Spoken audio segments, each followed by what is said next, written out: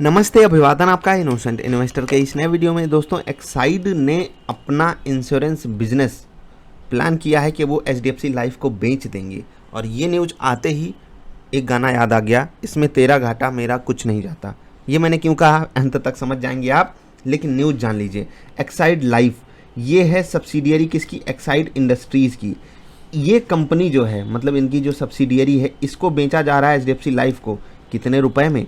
6,687 करोड़ में। अब मैंने जो कहा था इसमें तेरा घाटा मेरा कुछ नहीं जाता, तो घाटा किसका है, एक्साइड इंडस्ट्रीज़ का या HDFC लाइफ का? दोनों यही समझ रहे हैं कि दोनों एक दूसरे को क्या कर रहे हैं, घाटा दे रहे हैं। कैसे? देखो, सामने सामने क्या चीज़ें दिखती हैं कि मैं आपके भले के लिए काम कर रहा हूँ, आपको बेच रहा हूँ, आपका भला हो रहा है, लेकिन अंदर ही अंदर क्या चलता है, तेरा घाटा है। क्योंकि मैं नहीं कर पा रहा हूँ, या मुझसे नहीं हो रहा है ये बिज़नेस, या मैं कर नहीं पा रहा हूँ, या मुझे ये बिज़नेस लॉस दे रहा हो।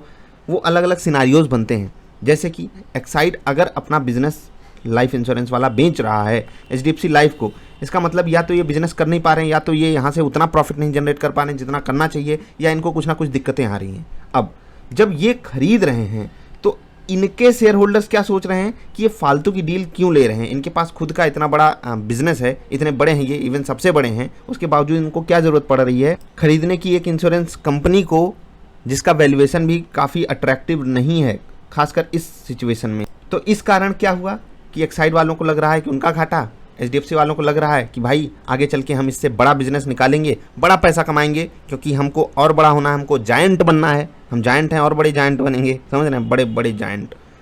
तो इनको लग रहा है उसका घाटा है कि वो अपना बिजनेस बेच दे रहा है। इनको लग रहा है कि हम सही वैल्यूएशन पा जा रहे हैं अपने बिजनेस का, अभी बेच देते हैं, कोर बिजनेस पे फोकस करते हैं। यही सब बातें थी इस गाने की। बाकी आप समझ पाए हो या ना समझ पाए हो, उससे मुझे कोई फ़र्क नहीं पड़ता। पता है क्यों? क्योंकि फ़र्क नहीं पड़ना चाहिए। वैसे समझ रहे हैं ना मैं क्यों कहा ऐसा?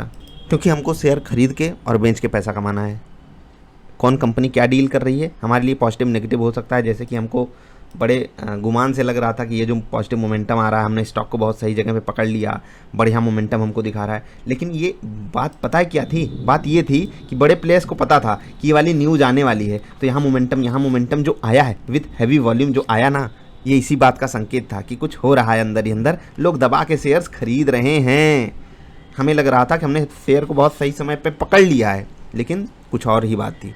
खैर, यहाँ पर 20% तक का बड़ा प्रॉफिट मिला है हम सबको, तो हम सब ने एंजॉय किया। अगर आपको नहीं पता हो तो मैं आपको बता दूं, फ्रीडम फोलियो का शानदार खिलाड़ी था। अगर आपने कंप्लीट पैकेज लिया होगा उसका तो मज़ेदार शेयर था। कुछ लोगों को खरीदने से ही डर लग रहा होगा कि अरे लगातार गिरे जा रहा है, क्या आप भी सर खरीदवा रहे हैं। तो कभी कभी ऐसे तुक्का भी लग जाता है यार, एकदम मतलब समझ लेना कि मैं अपनी तरफ से एकदम एक्सेप्ट करके बोल रहा हूँ। शुद्ध तुक्का लगा है हम लोगों का एक्साइड इंडस्ट्रीज़ में, समझ रहे हैं, शुद्ध तुक्का जिसको कहते हैं। जैसे एग्ज़ाम में एकदम सवाल समझने की बात छोड़ दीजिए, मतलब सवाल पढ़ भी नहीं पाए थे, लेकिन सवाल सही हो गया, ऑप्शंस आते हैं ना, बस वही हाल है कि एक्साइड यहाँ से चल सकता है, ये उम्मीद थी।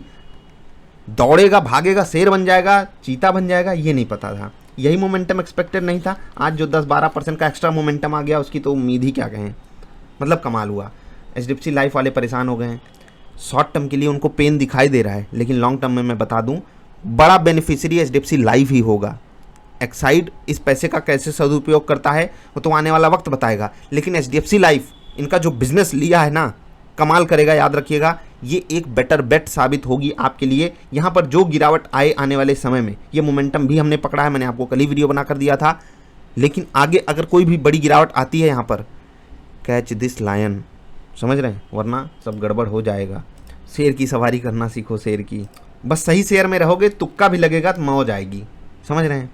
इसका अपोजिट भी हो सकता था दोस्त, इसीलिए आपको डाइवर्सिफिकेशन सिखाया जाता है और मैं भी उस पर फोकस करने के लिए आपको बोलता हूँ। समझ रहे हैं ना इसका उल्टा मतलब क्या? शेयर 20% नीचे भी गिर सकता था तो क्या होता, दिल टूट जाता अगर एक ही में सारा पैसा डाल दिए होते। इसीलिए ना काहू से दोस्ती ना काहू से बैर, हमें पैसा निकालना है इस बाज़ार से। खाओ बेर, मिलेंगे फिर से। ये वीडियो थोड़ी सी मजाक के फॉर्मेट में थी, लेकिन जो मैंने आपको समझाया उसको आप सबने समझ लिया।